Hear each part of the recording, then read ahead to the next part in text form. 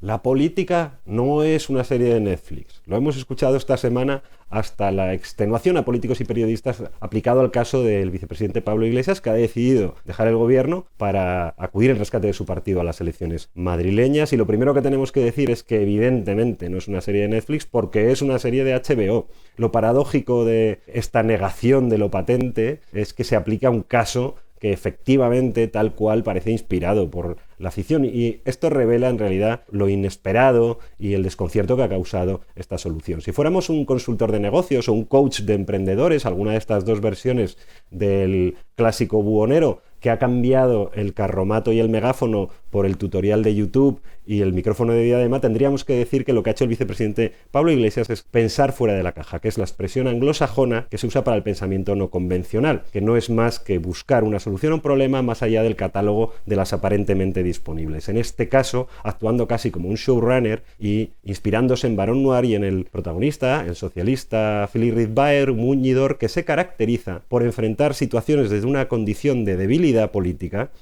adueñándose de la iniciativa y obligando al resto de actores a desempeñarse en el nuevo escenario por él creado. Las ficciones políticas son habituales en el discurso público español en los últimos años, y esto se debe a la incorporación de una nueva generación de analistas, de politólogos, de periodistas, de políticos incluso, que no se avergüenzan de acudir a referencias de la cultura pop para utilizarlas como cita culta en la interpretación de lo real.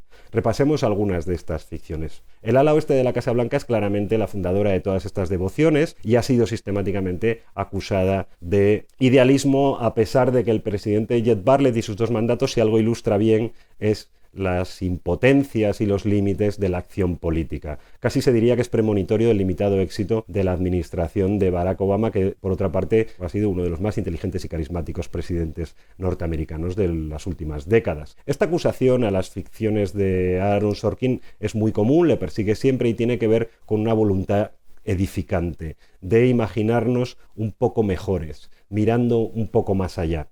Son ficciones jeffersonianas además porque incorporan, digamos, un compromiso con los valores recogidos en la Declaración de Independencia. House of Cards se presentó como la versión realista del ala oeste de la Casa Blanca, lo cual es ridículo porque cualquiera que haya estado cerca de la política alguna vez sabe que las andanzas del mefistofélico Fran Underwood, este personaje malo malísimo de cartón piedra, en realidad son pura fantasía. Por lo menos la serie inglesa en la que se basa y de la que toma el título, que significa Castillo de Naipes, tuvo la decencia o la prudencia, mejor dicho, de en la segunda temporada cambiar casi de género y presentarse a sí misma como un cuento gótico de vampiros. En cambio, la versión norteamericana siguió militando en su elogio de la antipolítica, la política concebida como un ecosistema de depredadores narcisistas. Y eso le valió, por supuesto, como siempre, el aplauso de los que militan en el cinismo, que no es más que la forma más ramplona que tiene la cobardía de presentarse a sí misma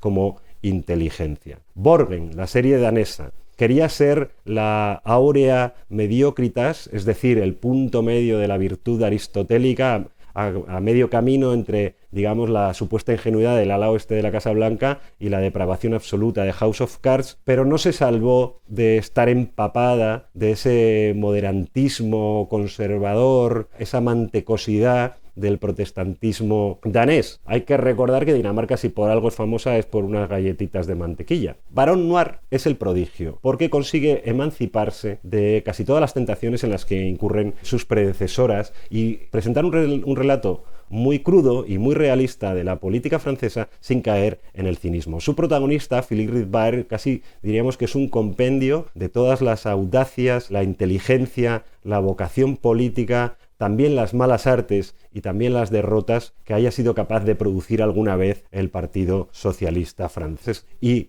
en su argumento se incorporan un montón de soluciones imaginativas a la complejidad de la política del presente, en la que colisionan abiertamente la vieja política analógica con la posmoderna política digital. La vida no es una serie de televisión, la política no es una serie de Netflix. Estas admoniciones, casi diría yo que católicas, en realidad han conocido muchas versiones. Sabemos, el amor no es una novela, la vida no es un libro de aventuras, o una muy moderna, la Guerra no es un videojuego, además que se usa precisamente cuando los drones y la tecnología la han convertido en un videojuego. Todas estas frases de extraordinario éxito beben de los mismos lugares comunes que otras muy famosas, como la balzaquiana detrás de toda fortuna hay un crimen, o la de Santayana del pueblo que no conoce su historia, está condenado a repetirla, o uno de mis aforismos favoritos por ridículo, que es el de menos es más. Vayan ustedes al banco a pedir un crédito a ver si menos es menos o menos es más. En realidad participan del mismo éxito y a la vez de la misma condición falsaria que esos viejos consejos de gastronomía o de alimentación que nos daban las abuelas, que te decían, si comes naranjas y bebes leche, o si comes atún y bebes agua, te morirás. Todo eso, en realidad, remite, en el fondo, a las advertencias que recibía el hidalgo Alonso Quijano de sus vecinos. La vida no es un libro de caballería. Y tuvo que acabar calzándose la armadura de Don Quijote de la Mancha para demostrar a todos lo equivocados que estaban.